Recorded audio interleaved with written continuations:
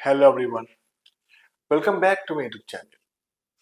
আজকের topic ডিসগুইসড preposition. ডিসগুইসড এই শব্দটার মধ্য দিয়ে বুঝতে পারছি ডিসগুইসড কথাটা আমরা ব্যবহার করে থাকি ছদ্মবেশী এই শব্দের অর্থে। তো প্রিপোজিশনের মধ্যে আবার ছদ্মবেশ কি করে হয় সেটা আমাদের জানতে হবে, তবেই আমরা বুঝতে পারবো যে এই যে ডিসগুইসড প্রিপোজিশন সেটা কি জিনিস। কয়েকটা উদাহরণ নেওয়া আছে, এই উদাহরণের মধ্যে আমরা খুঁজে বের করব কোনটা ডিসগুইসড প্রিপোজিশন এবং কিভাবে ব্যবহার করা হয়েছে। ওকে, চলে আসে নাম্বার ওয়ানে। কি আছে? We plant to go a hunting in the forest. আমি একটু মার্ক করে দিচ্ছি, আ হান্টিং এর অর্থটা কি? শিকারে। আমরা পরিকল্পনা করেছিলাম অরণ্যে বা জঙ্গলে শিকারে যাওয়ার জন্য, ঠিক আছে? তো এখানে লক্ষ্য করো, হান্টিং এর আগে এ রাখা হয়েছে। এই এ কথাটা, ঠিক আছে, এই যে এই যে আছে লেটার যেটা, সেটা কিন্তু এই যে এখানে যে অন নামক প্রিপোজিশনটা আছে তার একটা রূপ।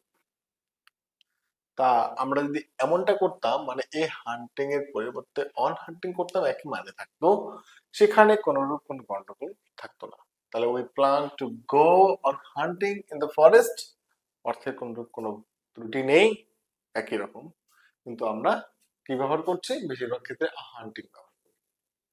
ঠিক একই রকম ভাবে নাম্বার 2 এ চলে আসো। ঠিক আছে, the poor man went a begging। এখানে তাহলে a begging কথাটা যেটা আছে সেটা হচ্ছে গিয়ে এ ডিসগুইসড কিসের? অনের। ওকে, তাহলে এখানে poor man মানে গরিব মানুষটা, went মানে চললো, কি? ভিক্ষা করতে করতে। মানে অন বেগিং আর এ বেগিং একই অর্থ, ঠিক আছে? এর পরিবর্তে আমরা কি ব্যবহার করলাম? এটা কিন্তু অন। হুম, এটা মনে রাখতে হবে। তাহলে কিছুটা আমাদের একটা ধারণা চলে আসলো যে ডিসগুইসড প্রিপোজিশনটা কি জিনিস। মানে ছোট্ট একটা রূপ ধারণ করে আছে, অনের পরিবর্তে আমরা এর ব্যবহার করছি, ঠিক আছে? অনটাকে লিখছি না, কিন্তু ওই এ ছদ্মবেশ ধারণ করে আছে কি? অন। এটাই হচ্ছে কি ডিসগুইসড প্রিপোজিশন। এরকম আরো আছে, লক্ষ্য করো। Number 3, now it's 10 o'clock in the morning. এখন সকাল 10টা। তো এখানে লক্ষ্য করবো আমরা বেশিরভাগ ক্ষেত্রে ও ক্লক কথাটা ব্যবহার করে থাকি। যে ও, তার তো একটা পূর্ণ রূপ আছে, সেটা কি জিনিস? সেটা হচ্ছে অফ ক্লক। সেটা কি? অফ। ওকে, তাহলে আমরা যদি বলতাম যে now it's 10 o'clock in the morning, অর্থটা কিন্তু একই, কোনরূপ কোনো ত্রুটি নেই, ঠিক আছে? তাহলে এখানে ও ব্যবহার করা হয়েছে কিসের পরিবর্তে? অবের পরিবর্তে। ওকে, এই অর্থে। তাহলে এখানে ওটা হচ্ছে ছদ্মবেশী, মানে ডিসগুইসড কিসের? অবের। বোঝা গেল? চলে আসছে নাম্বার 4।